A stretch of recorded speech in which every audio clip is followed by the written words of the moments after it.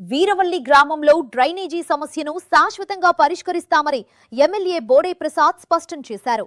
ఉయ్యూరు మండలం వీరవల్లి గ్రామంలో నిర్వహించిన ఇంటింటికి కూటమి ప్రభుత్వం కార్యక్రమంలో పాల్గొన్న MLA Bode Prasad door to door వెళ్లి గ్రామ ప్రజల సమస్యలను స్వయంగా తెలుసుకున్నారు. ఈ సందర్భంగా ఎమ్మెల్యే మాట్లాడుతూ వీరవల్లి గ్రామంలో ప్రధాన సమస్యగా ఉన్న డ్రైనేజీ సమస్యను ప్రభుత్వం దృష్టికి తీసుకెళ్లి అవసరమైన నిధులు మంజూరు చేయించి శాశ్వత పరిష్కారం చూపిస్తామని గ్రామస్తులకు హామీ ఇచ్చారు. గ్రామ అభివృద్ధికి ఇప్పటికే వివిధ శాఖల ద్వారా గణనీయమైన నిధులు ఖర్చు చేశాము. ఉపాధి హామీ పథకం కింద సుమారు 49 లక్షలు, పంచాయతీరాజ్ శాఖ ద్వారా 32 లక్షలు, ఆర్డబ్ల్యూఎస్ ద్వారా 10 లక్షలతో పాటు ఇతర నిధులను వెచ్చించి గ్రామంలో పెండింగ్ ఉన్న అభివృద్ధి పనులు చేపట్టినట్లు తెలిపారు. కడవకొల్లు ప్రాంత అభివృద్ధికి కూడా ఉపాధి హామీ పథకం ద్వారా మరిన్ని నిధులు కేటాయించి వేగంగా పనులు చేపడతామని వెల్లడించారు. వీరవల్లిలో ప్రధానంగా డ్రైనేజీ సమస్య ఉంది.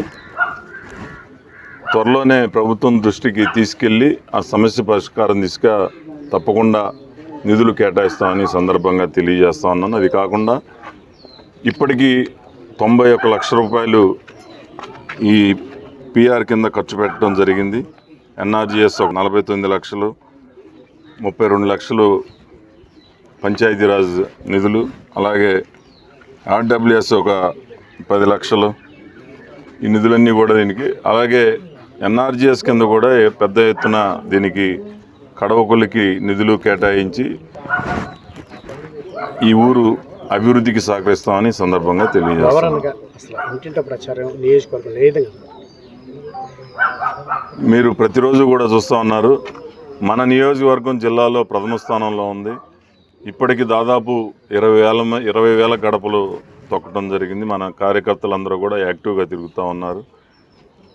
ఎక్కడైతే డల్గా ఉందో అక్కడ తప్పకుండా మేము వెళ్తూ ఉన్నాం. అక్కడ కేడర్కి కూడా ఉత్సాహపరిచి ఇంకా వేగంగా జరిగే విధంగా చేస్తూ ఉన్నాం.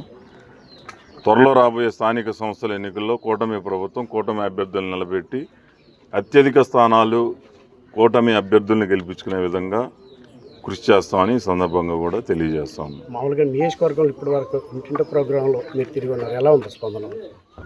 చక్కటి స్పందన ఉంది. ఎందుకనంటే ఒక పక్కన సంక్షేమ పథకాలు అందిస్తూ ఉన్నాం, రెండవ పక్క అభివృద్ధి కూడా జరుగుతూ ఉంది.